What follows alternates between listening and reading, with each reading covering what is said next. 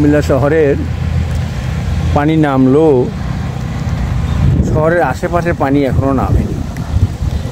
দেখুন চারিদিকে থই থই পানি আর পানি, এই যে চারিদিকে শুধু থই থই পানি আর পানি, রাস্তার চারিদিকে এই যে এখনও পানি নামেনি কুমিল্লা শহরে।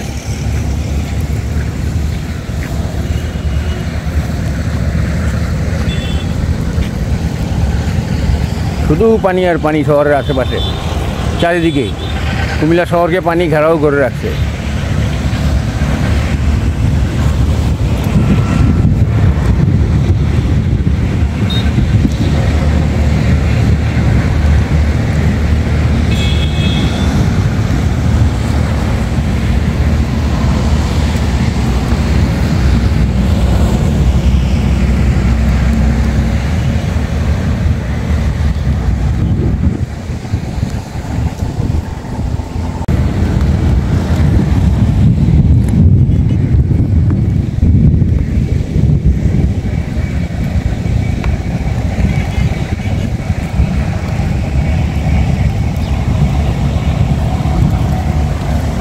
আসসালামু আলাইকুম কামাল ভাই। ওয়ালাইকুম আসসালাম, কেমন আছেন ভাই? আছি ভালোই, কিন্তু একটা চিন্তার বিষয় ভাই। কি চিন্তা? এই যে বন্যার পানিটি দেখেননি ভাসিয়ে গেছে, যে বাড়িঘর সব দিক। হ্যাঁ, কুমিল্লার পানি তো, শহরের পানি কমছে, কিন্তু চারিদিকে তো পানি যারা বেষ্টিত কুমিল্লা শহর, এই পানিটা সরতেছে না, এটা স্থির হয়ে রয়েছে। হ্যাঁ হ্যাঁ, আমি চিন্তা করতে আছি পানিটা যদি সইরা যায়, হ্যাঁ সইরা যাওয়ার পরেই তো এই যে কলেরা হইব আর বিভিন্ন রকমের রোগ ব্যারাম হইব। বিশেষ করে ওই যে শিশু ফলাফাইন আর বৃদ্ধ মা বাবা আছে, তাদের বেশি কষ্টটা হইব। তার যে মানে প্রতিকারটা, এই প্রতিকারটা কি আছে আপনি একটু আমার বুঝাই কোন তো। শুনেন, বন্যার পরবর্তী একটা মহামারী দেখা দেয়। এটা কেন জানেন? এই দূষিত পানি তো সব জায়গায় ঢুকছে, আমরা সেই পানি খাই। হ্যাঁ, এই কারণে আপনার সর্দি, জ্বর, কাশি, তারপরে চুলকানি, এই বান্দরবনের চুলকানি আর কি, এগুলা এসে আপনার আক্রমণ করতে পারে, পাতলা পায়খানা হইতে পারে। তো এই জন্য আমাদের সাবধান থাকতে হবে। তবে এই জন্য ঘরে আপনার এই নাপা, সাধারণ নাপা, অরস্যালাইন, তারপর হলো হিস্টাসিন, তারপর হলো ফেনাডিন, এগুলা ঘরে রাখতে হবে।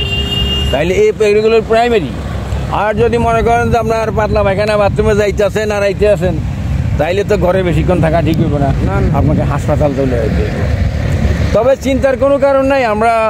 আমাদের এই সরকার, অন্তর্বর্তীকালীন সরকার, ওই চিন্তা মাথায় রেখেই তারা কাজ করতেছে। আমি যতটুকু জানি, আমাদের ডক্টর ইউনূস সাহেব বন্যা পরবর্তী কাজকর্মের জন্য 1000 কোটি টাকার ফান্ড রেডি রাখছে। 1000 কোটি টাকা?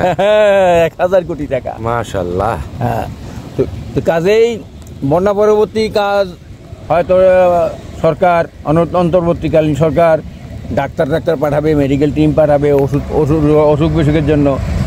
আর এখন ধরেন আপনার বিভিন্ন জায়গায় তো এখন চিকিৎসার জন্য টিম আসতেছে, টিম আসতেছে। তো কাজেই আমাদেরকে বসে থাকতে চলবে না, আমাদেরকে কাজকর্ম করতে হবে, সরকারকে সহযোগিতা করতে হবে। সরকার তো উদ্যোগ নিচ্ছে, এই সরকারকে সময় দিতে হবে। সরকার এই দেশের পুরা সংস্কার করে নির্বাচন উপযোগী পরিবেশ সৃষ্টি করে তারপর নির্বাচন ঘোষণা করবে। এই সরকারের দায়িত্ব নির্বাচন করার জন্য সকল ধরনের পরিবেশ সৃষ্টি করে নির্বাচন ঘোষণা করা, নাকি? হ্যাঁ হ্যাঁ হ্যাঁ। এরপরে বিশেষ করে যেহেতু আওয়ামী লীগ সরকার, আওয়ামী সরকার, অবৈধ সরকার, শেখ হাসিনা সরকার প্রতি রন্ধে রন্ধে দুর্নীতি ঢুকাই দিছে। লোক ঢুকাইয়া তার লোকজন প্রতি রন্ধে আছে। কাজে এদেরকে এইসব জায়গা থেকে, আশেপাশের জায়গা থেকে সরাইতে হবে। না সরাইলে দেশ সংস্কার হবে না, নির্বাচন ঠিকমতো সুষ্ঠু হবে না। কাজেই এগুলা মাথায় রাখা আমাদের কাজকর্ম করতে হবে। এইসব আন্দোলন ফান্দোলন বাদ দিয়া এখন বন্যার্তদেরকে সাহায্য করেন। কারো ঘরে চাউল নাই, ডাল নাই, অসুস্থ, এগুলোর সাহায্য করেন।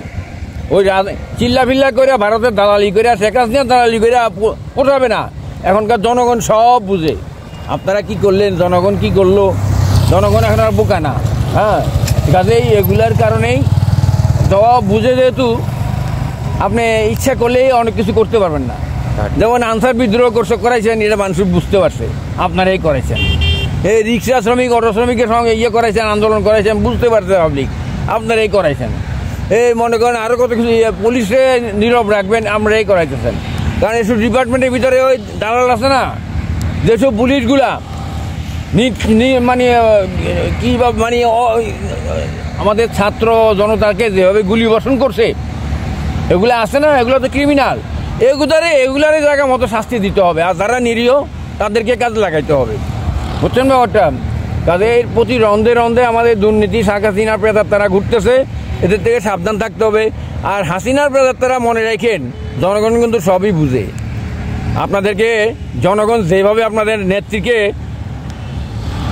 নেত্রীকে তার বাসভবন থেকে নামাইছে, ঘাড়ে ধরে নামাইছে, সেইভাবে আপনাদেরকেও সাহায্য করা হবে।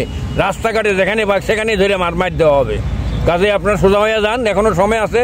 দেশের চিন্তা করেন, দেশ ঠিক করেন। দেশ বাঁচলে আমরা বাঁচবো। ভারত আমাদেরকে খাওয়া হবে না, এই দেশের লোকজনই আমাদের খাওয়াবে, এই সরকার আমাদের খাওয়াবে, আল্লাহ খাওয়াবে। এই দেশের কৃষি ডিপার্টমেন্টে দেখেন গিয়ে অনেক ক্ষতি হয়েছে। যারা এই যে ধান রুছে, এই ধানগুলো বন্যার পানিতে নষ্ট হয়ে গেছে। হ্যাঁ, অনেক এবারে ফসল অনেক হবে না এবার। কাজে আমাদেরকে সবাইকে এসব দিক চিন্তা করে কাজ করতে হবে।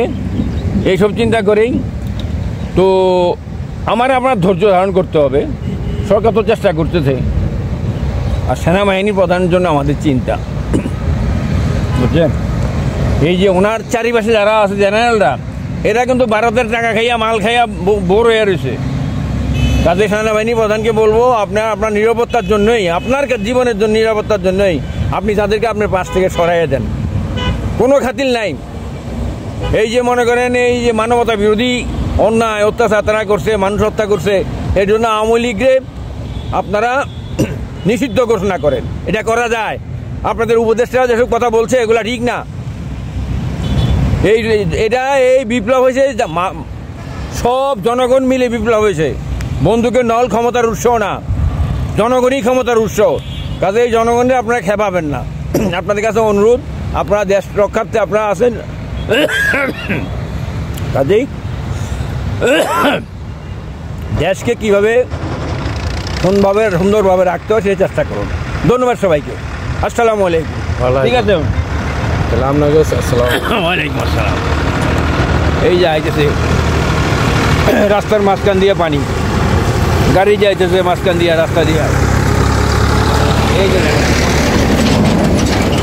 এই যে গাড়ি ঘোড়া যাচ্ছে।